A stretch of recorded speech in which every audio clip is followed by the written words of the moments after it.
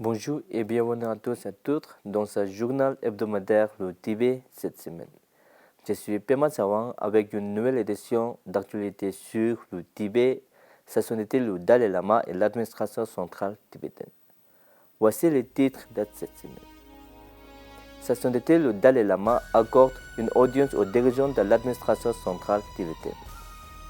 La 9e conférence internationale des groupes de soutien au Tibet s'ouvre à Bruxelles, en Belgique. Sion assiste au jubilé d'or de la colonie tibétaine de Kolekal Tundeling dans le sud de l'Inde. La ministre Nonjin Droma assiste à la célébration du jubilé d'or de l'école tibétaine de Sambodha à Kolekal. La culture tibétaine présentée au Festival multiculturel national de Canberra. Le groupe de soutien au Tibet au Japon tient sa réunion annuelle.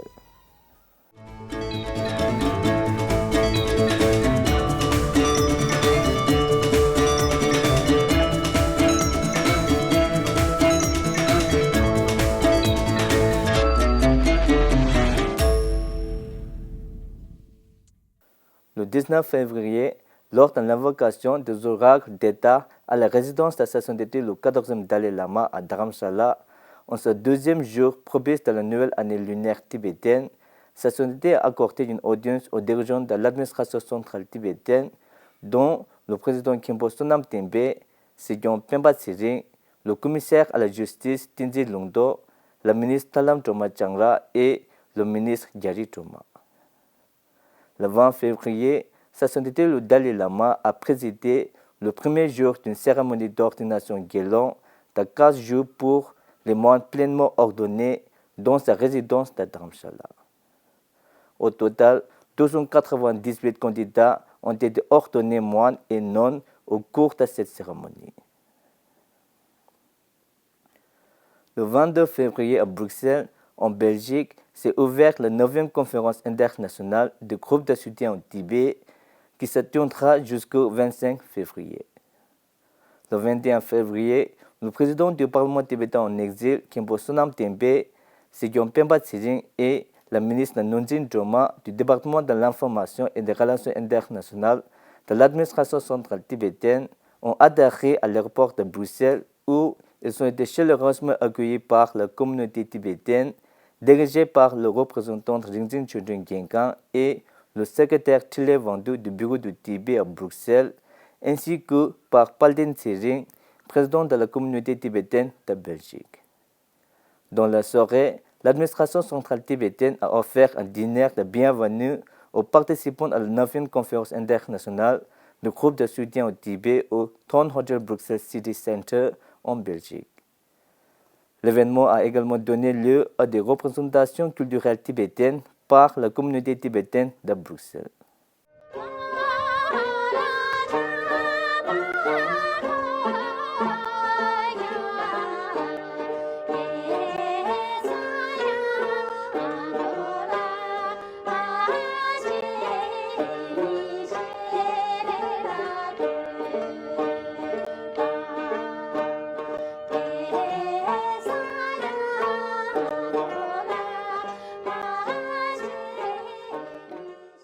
I urge all participants to actively engage in the discussions, workshops, and sessions that will follow from tomorrow onwards because your insights, experiences, and perspectives are invaluable in shaping our collective efforts.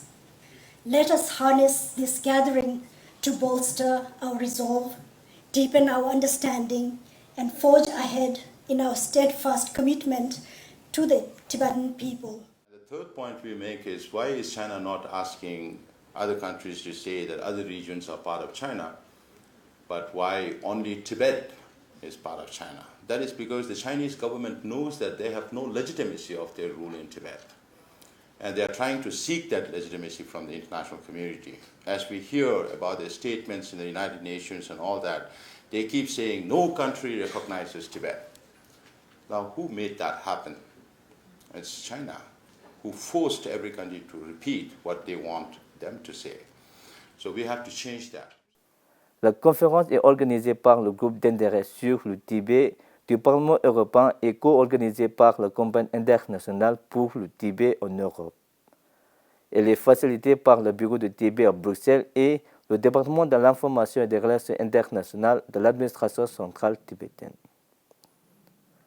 L'une des plus grandes colonies tibétaines du sud de l'Inde, la colonie tibétaine de Dondeling à Kollegal, a célébré son jubilé d'or en présence de l'invité principal, Sigyong Pemba Tsering, et de l'invité spécial, le ministre Nonji Joma, du département de l'information et des relations internationales, le 17 février.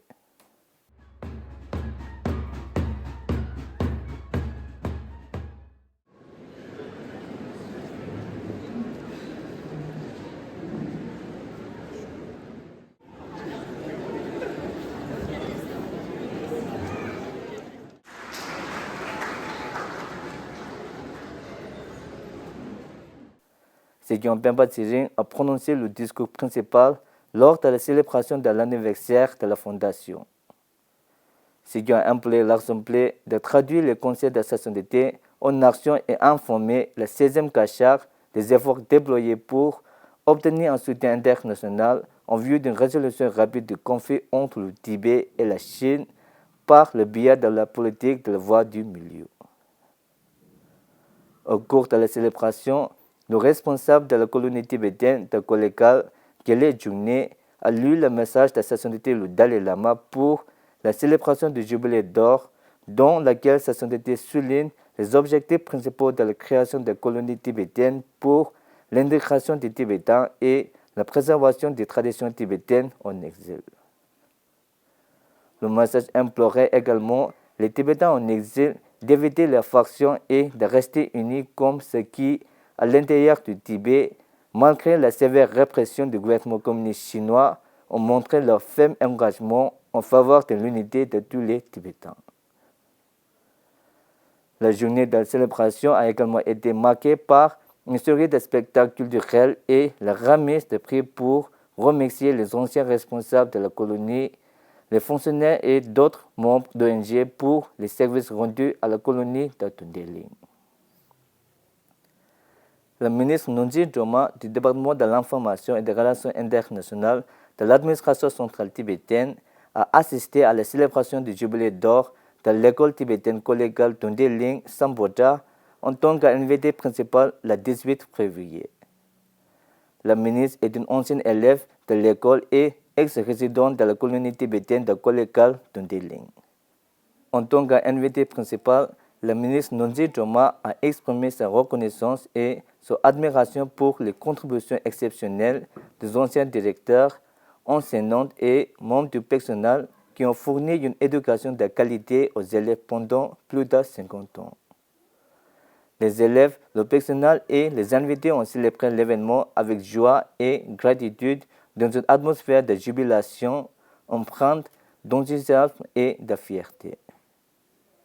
L'événement, qui a duré toute la journée, comprenait des expositions sur la carrière, des sports et des spectacles culturels tibétains présentés par d'anciens et d'actuels élèves.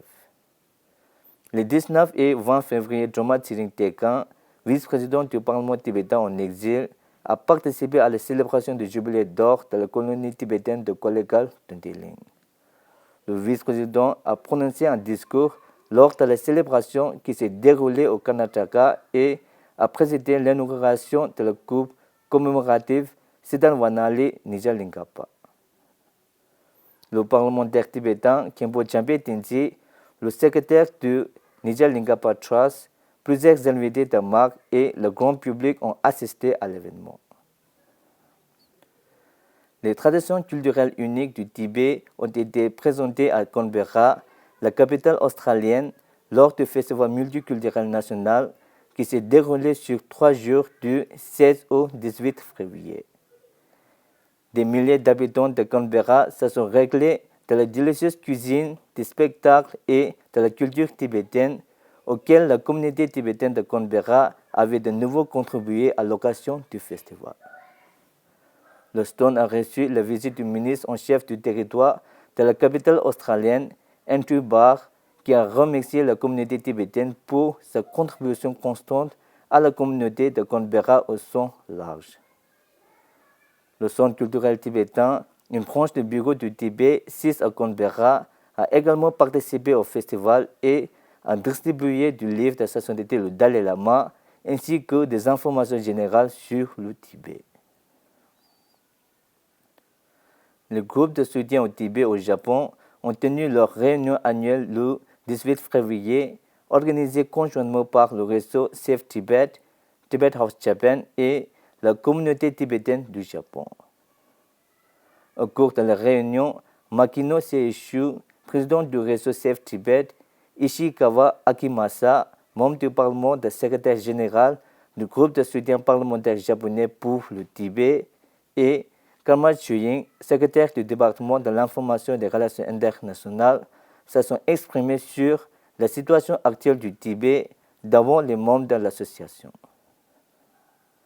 Le Dr Tsewan Gyebo Arya, représentant du bureau de liaison de sa sainteté le Dalai Lama pour le Japon et l'Asie de l'Est, a informé les membres des activités du bureau et a notamment parlé du plan d'action pour l'année 2024 et du concept des villages tibétains au Japon et a demandé leur soutien.